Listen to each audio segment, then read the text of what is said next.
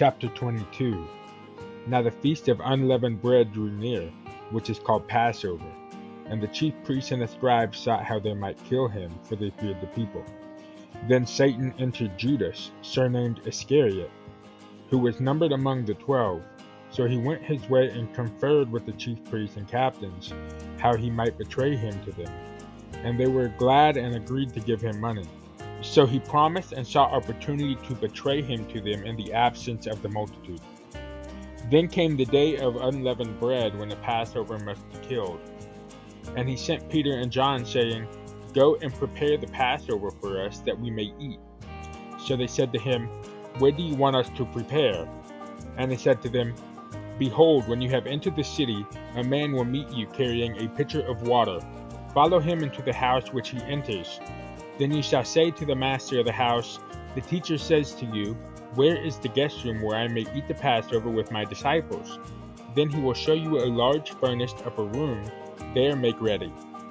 So they went and found it just as he had said to them, and they prepared the Passover. When the hour had come, he sat down, and the 12 apostles with him. Then he said to them, With fervent desire I have desired to eat this Passover with you before I suffer. For I say to you, I will no longer eat of it until it is fulfilled in the kingdom of God. Then he took the cup and gave thanks, and said, Take this and divide it among yourselves, for I say to you, I will not drink of the fruit of the vine until the kingdom of God comes. And he took bread, gave thanks, and broke it, and gave it to them, saying, This is my body, which is given for you. Do this in remembrance of me. Likewise he also took the cup after supper, saying, This cup is the new covenant in my blood, which is shed for you. But behold, the hand of my betrayer is with me on the table. And truly the Son of Man goes as it has been determined. But woe to that man by whom he is betrayed. Then they began to question among themselves which of them it was who would do this thing. Now there was also a dispute among them as to which of them should be considered the greatest. And he said to them, The kings of the Gentiles exercise lordship over them, and those who exercise authority over them are called benefactors. But not so among you. On the contrary, he who is greater among you, let him be as the younger, and he who governs as he who serves. But you are those who have continued with me in my trials, and I bestow upon you a kingdom, just as my Father bestowed one upon me, that you may eat and drink at my table in my kingdom, and sit on thrones judging the 12 tribes of Israel. And the Lord said, Simon, Simon, indeed Satan has asked for you, that he may sift you as wheat. But I have prayed for you, that your faith should not fail, and when you have returned to me, strengthen your brethren. But he said to him, Lord, I am ready to go with you, both to prison and to death. Then he said, I tell you, Peter, the rooster shall not crow this day before you will deny 3 times that you know me. And he said to them, When I sent you without money bag, knapsack, and sandals, did you lack anything? So they said, Nothing. Then he said to them, But now he who has a money bag, let him take it, and likewise a knapsack. And he who has no sword, let him sell his garment and buy one.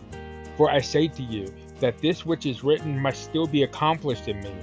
And he was numbered with the transgressors, for the things concerning me have an end. So they said, Lord, look, here are 2 swords. And he said to them, It is enough.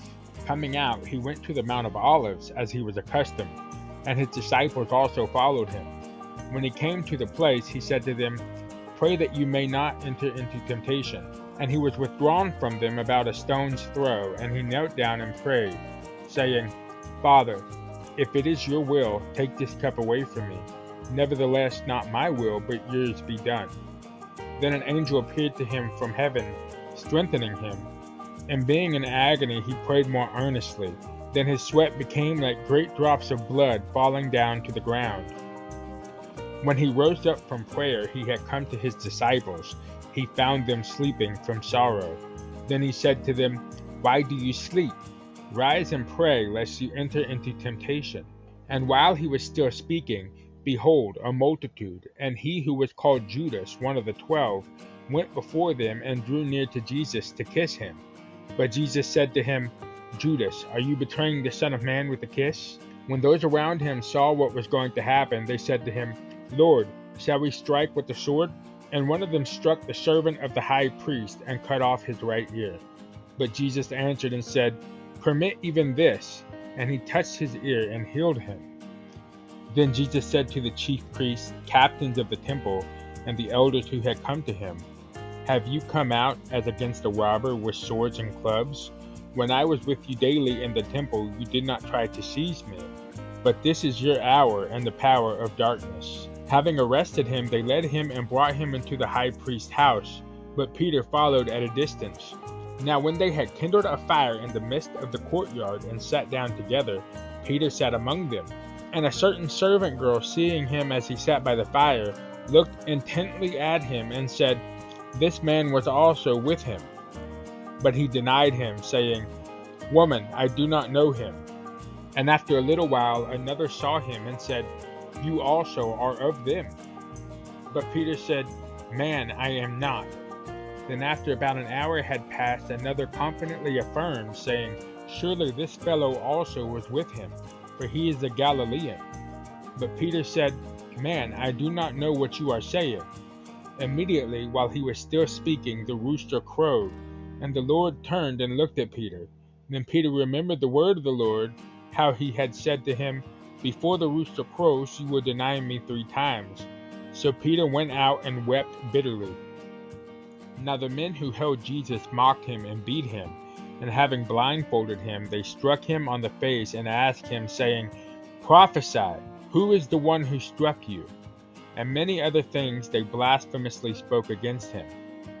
As soon as it was day, the elders of the people, both chief priests and scribes, came together and led him into their council, saying, "If you are the Christ, tell us." But he said to them, "If I tell you, you will by no means believe. And if I also ask you, you will by no means answer me or let me go. Hereafter the Son of Man will sit on the right hand of the power of God." And they all said, "Are you then the Son of God?" And he said to them, "You rightly say that I am." And they said, "What further testimony do we need? For we have heard it ourselves from his own mouth."